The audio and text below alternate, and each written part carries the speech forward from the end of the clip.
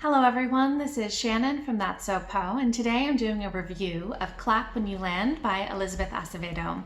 This is Acevedo's newest release. It is a YA contemporary told in verse, sort of in the vein of her previous two books, The Poet X and With the Fire on High.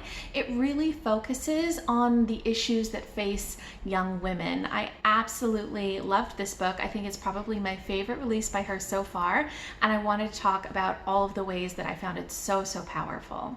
So first, let me give a brief summary of what the story is about. It is told from two perspectives of some teenage girls, Camino and Yahaira, who discover that they are half-siblings after their father is involved in a plane crash, traveling from New York, where Yahaira lives, to the Dominican Republic, where Camino lives. They have to process the grief at losing their father while also dealing with the consequences of uncovering so many secrets in his life and learning about each other and learning how to develop a relationship together. It is such a beautiful story, and I just want to tell you about some of the many different ways that this book was outstanding, as well as just some of the ways that it really spoke to me personally. So first, I think that the language in this book is just gorgeous. Acevedo has such an amazing talent at writing in verse. I have discovered over the past few years that I really love books written in verse. I'm not an expert in poetry or anything like that, but I find that when a book is written in verse, there is something so emotional in that language. There's something about the rhythm or the structure that's just moving. And I think that if you have read The Poet X, which was also in verse, you might have experienced that same feeling of just how powerful Acevedo's writing can be when she's using verse. She is a poet, and so that's just such a powerful medium. I did read this book as an ebook, but I did listen to The Poet X as an audiobook, and I think that maybe if you're not as familiar with reading verse, the audiobook of this is probably a really good way to go because Acevedo just has such power in spoken word. So I loved the language, I loved the verse, and I just found it really moving.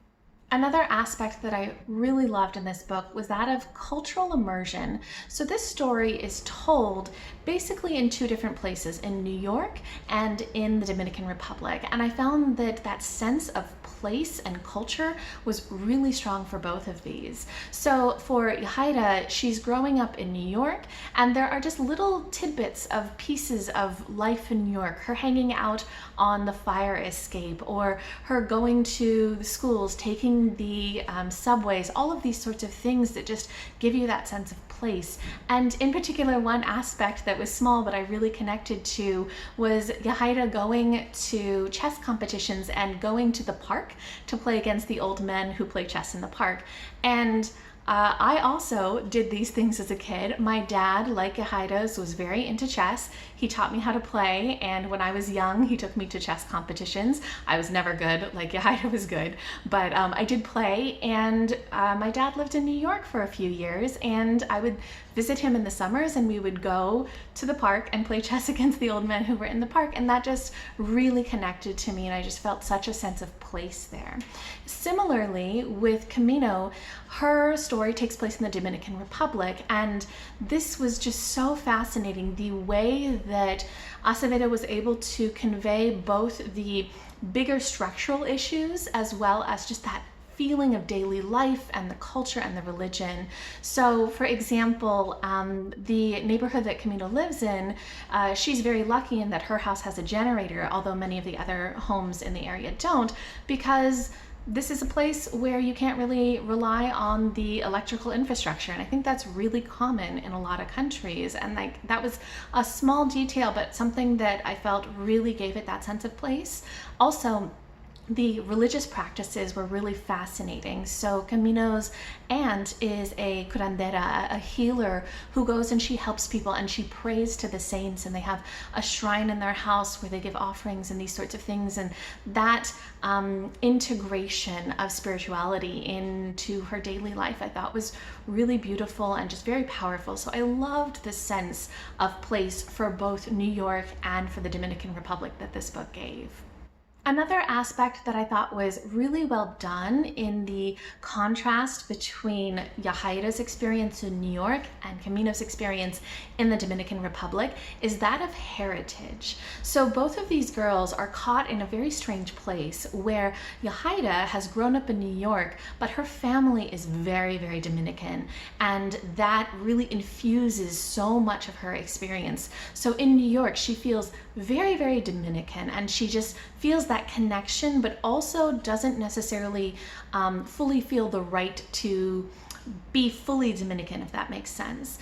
On the opposite side, you have Camino, and Camino has grown up in the Dominican Republic, but she's also somebody who has a lot of ties to the US through her father. She also is going to a school that is filled with a lot of people who are like international students or who are from richer families, and this is very different from her kind of neighborhood friends. And so she feels, in a sense, also kind of not Dominican enough. And so this idea of being torn between two cultures, even though both of these girls have grown up exclusively in the countries of their birth, it's just really, really fascinating to see the way that their heritage is discussed and that pull and push that they feel between these two cultures.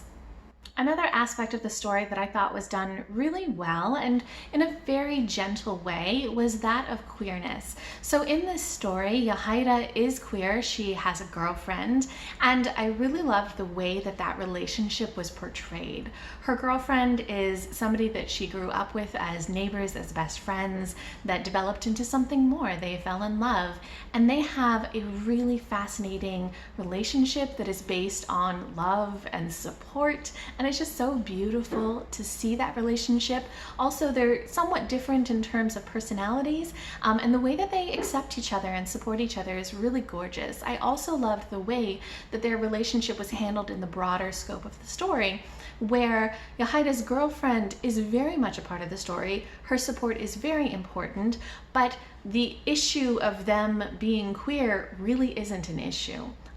It's maybe not something that is widely discussed because Yahaira just doesn't want that to be a topic of conversation, but there's no issue of trauma or of feeling in the closet or anything like that. And it's just a really nice and beautiful example of a very sweet and healthy teenage queer relationship. It made me very happy to read this.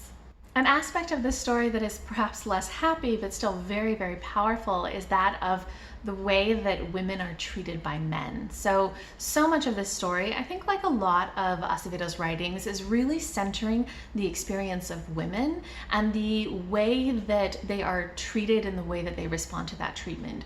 So in particular in this story, we have Camino and Yahaira dealing with their relationship with their deceased father. So they have both had very close relationships in a sense to their dad. They loved their dad very much, but there was also a sense of neglect as their father would travel between New York and the Dominican Republic, kind of abandoning them each for part of the year, not being there fully. Also just the way that he kept secrets from them, the way that they never knew what was going on. So there's a lot of issues there of kind of neglect and betrayal of trust. Additionally, this looks at not just the girls and their relationship with their father, but Yahaira's mom, who was married to their father, and also Camino's aunt, looking at the way that they have interactions with the father, with uncles, with other men. And there are also some men in this story who are kind of sexual predators. And so there's just a lot of exploration of the way that men treat women and how often that's very problematic. So I really liked that deeper discussion. A related topic in this book is that of women and their power together. So a lot of this story felt very feminist to me. It felt very much like it was focusing on the strength of women, on the emotional fortitude, on the emotional support that women give each other, on that kind of sisterhood and just joint strength that women can have. So much of the story is about this. We have Yahaira and her girlfriend.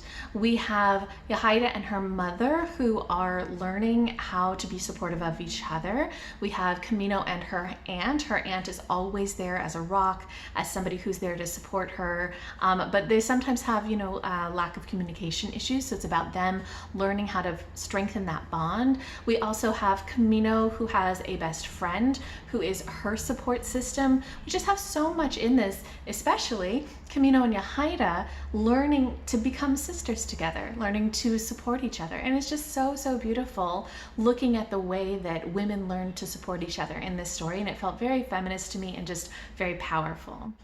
And lastly, I think that the real heart of this story for me was the exploration of grief mixed with anger.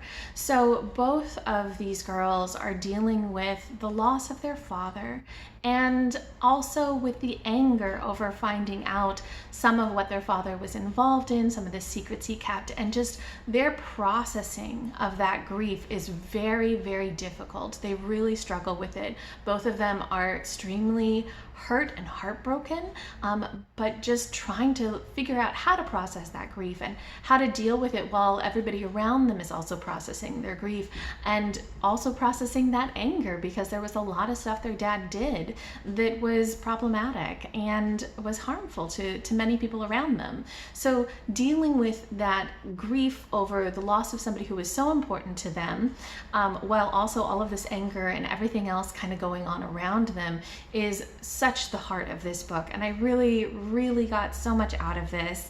I lost my own father about 1.5 years ago, and I definitely went through a lot of these sort of issues of processing the grief and dealing with understanding who he was as a flawed human to other people, as well as, what his relationship with me. And it was just so powerful.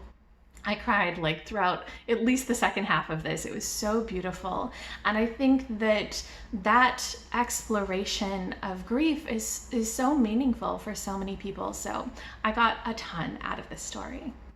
So overall, I think that Clap When You Land is a truly amazing YA contemporary told in verse that speaks to your heart.